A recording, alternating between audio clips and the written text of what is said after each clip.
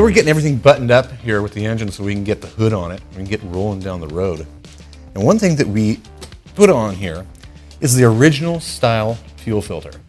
Now you might see, like on your car, you might have some of these aftermarket, sometimes you see a glass one, clear fuel filters. What we wanted to do is go with the original style. The original style here has an aluminum housing and a glass bulb. We have several of those on the shelf at Caddy Daddy. What that has is this is specific also to the air conditioning car. You might remember me talking about a few different differences, for instance, the cooling system when you do have a car with AC.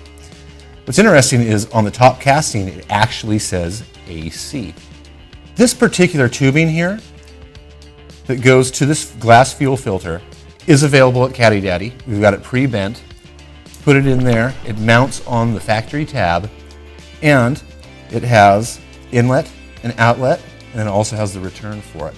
We do offer a new style element for the fuel filter. It'll fit in the old housing.